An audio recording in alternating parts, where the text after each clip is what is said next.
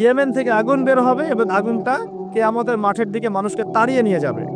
আর পশ্চিম দিক থেকে সূর্য উঠবে, যখন এমন হবে তখন তওবার দরজা বন্ধ হয়ে যাবে। এই 10টা আলামতকে নবীজি বলছেন এগুলো না আসা পর্যন্ত কিয়ামত হবে না, লিখে নেন। ঠিক আছে? কিন্তু ছোট ছোট যে আলামতগুলোর কথা নবীজি বলেছেন এগুলোর 100% এখন আমরা সমাজে দেখতে পারি। 100%। জীবনের একদম শেষের দিকে গিয়ে, নবী সাল্লাল্লাহু আলাইহি ওয়াসাল্লামের জীবনের শেষের দিকে গিয়ে তিনি একটা হাদিস বর্ণনা করেছেন, হাদিসে জিবরিল। এই হাদিসে জিবরাইল আলাইহিস সালাম মানুষের রূপে পৃথিবীতে এসে মসজিদে ঢুকে সাহাবীদের সবার সামনে নবীজিকে 4টা প্রশ্ন করেছেন। 1 নম্বর ইসলাম কাকে বলে, ঈমান কাকে বলে, ইহসান কাকে বলে। 4 নম্বরে গিয়ে বলেছেন কিয়ামত কবে হবে। নবীজি বলছেন মাল মাসউল আনহা বিআ'লাম মিনাস সাইল। এই বিষয়ে প্রশ্নকারী উত্তরদাতার চেয়ে বেশি জানে না, উত্তরদাতা প্রশ্নকারীর চেয়ে বেশি জানে না। তখন তিনি বলছেন তাহলে আলামত কিছু বলে দিন। জীবনের একদম শেষের দিকে নবী সাল্লাল্লাহু আলাইহি সাল্লাম কিয়ামতের মাত্র 2টো আলামত বলেছেন। কয়টা? 2টো। একটা হচ্ছে আনতালিদাল আমাতু রাব্বাতুহা, যখন দেখবে দাসী তার মনিবকে জন্ম দিচ্ছে, দাসী তার মনিবকে জন্ম দিচ্ছে, তখন কিয়ামতের অপেক্ষা করে। কিভাবে দাসী মনিবকে জন্ম দিতে পারে? পিতা মাতার সাথে দাস দাসীর মতো আচরণ করা হবে। হচ্ছে কি হচ্ছে না? আরেকটা অর্থ হতে পারে দাসী কিন্তু আসলে মনিবকে জন্ম দেয় না, তার মানে ন্যায় অন্যায়, হক বাতিল, সত্য মিথ্যার মানদণ্ড উল্টে যাবে। উল্টায় নাই? মানুষ সত্যবাদীকে মিথ্যাবাদী বলে না, এখন মিথ্যাবাদীকে সত্যবাদী বলে না। আল্লাহর হালালকে হারাম করছে না, আল্লাহর হারামকে হালাল করে নিচ্ছে না। মানদণ্ড উল্টে গেছে।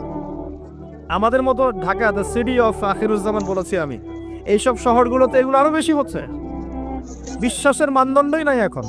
একজন মানুষ যদি মন থেকে কাউকে দান সৎকার করতে চায়, খাবার খাওয়াতে চায়, ভয়ে খাচ্ছে না, না জানি খাওয়ারে আবার কি মিশায় খাওয়ায় দেয়। বিশ্বাস নাই, আমানতদারিতা নাই। দুর্নীতি, জেনা, ব্যভিচার, পরকিয়া, ব্লু ফিল্মস, পর্নোগ্রাফি, সুদ, এগুলোতে ছেয়ে যায় নাই শহরটা। এটা কি বোঝেন না? এটা কি দেখার জন্য পিএইচডি ডিগ্রি দরকার আছে? ঘরে ঘরে, ফ্ল্যাটে ফ্ল্যাটে জেনা হচ্ছে, ফ্ল্যাটে ফ্ল্যাটে জেনা, শালিদুলা ভাই জেনা, দেবর ভাবি জেনা, ঘরে ঘরে পরকিয়া।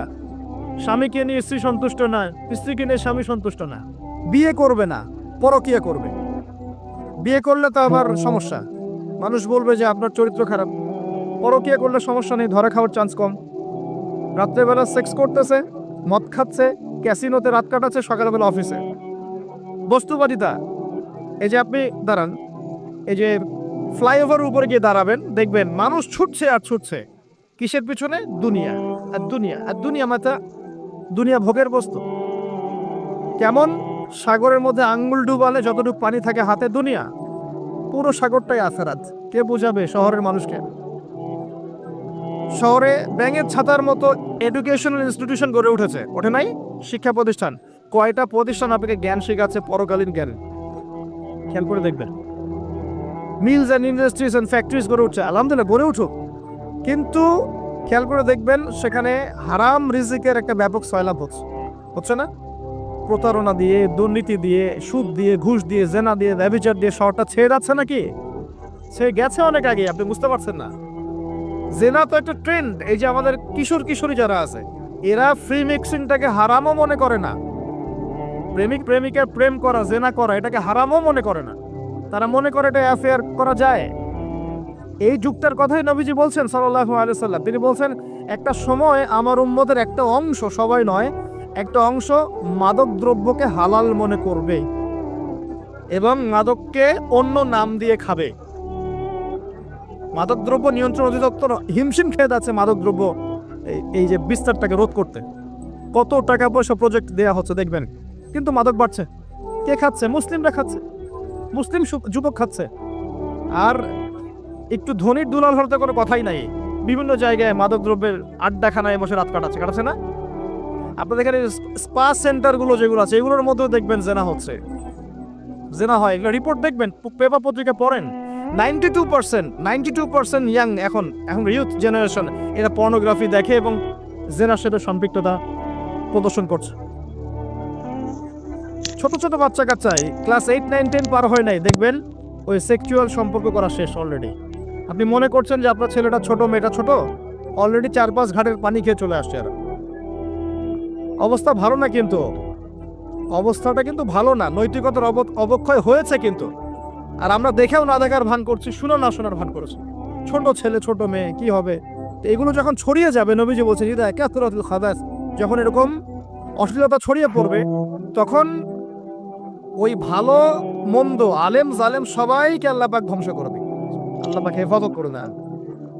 তবে হ্যাঁ, এই সময়ের মধ্যেও যদি আপনি ঈমানটাকে শক্ত করে ধরে রাখতে পারেন, ইনশাআল্লাহ তাআলা 50 জন শহীদ সাহাবীন দেখি পাবেন ইনশাআল্লাহ।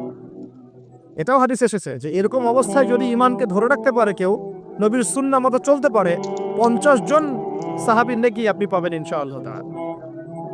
একটা বলেছেন দাসীর মনিবকে জন্ম দিবে, মানে ন্যায় অন্যায়ের মানদণ্ড উল্টে গেছে এখন। 2 নাম্বারটা খেয়াল করেন এই হাদিসে, 2 নাম্বারটা হচ্ছে খুবই ইম্পর্টেন্ট এটা, এবং এটা চাক্ষুষ দেখা যায়।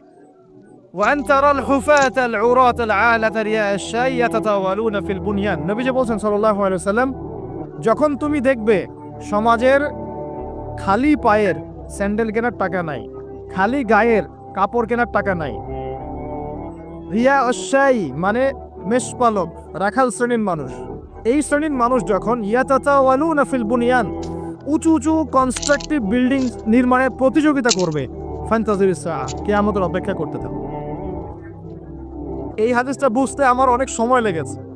এখানে নবী সাল্লাল্লাহু আলাইহি ওয়াসাল্লাম কিন্তু সামর্থ্যবানদের কথা বলছেন না, যাদের বিল্ডিং করার সামর্থ্য আছে তাদের কথা বলছেন না, কিন্তু নবীজি বলছেন যাদের কোনো টাকা পয়সাই নাই, কাপড়ও নাই গায়ে, স্যান্ডেল নাই পায়ে, এই শ্রেণীর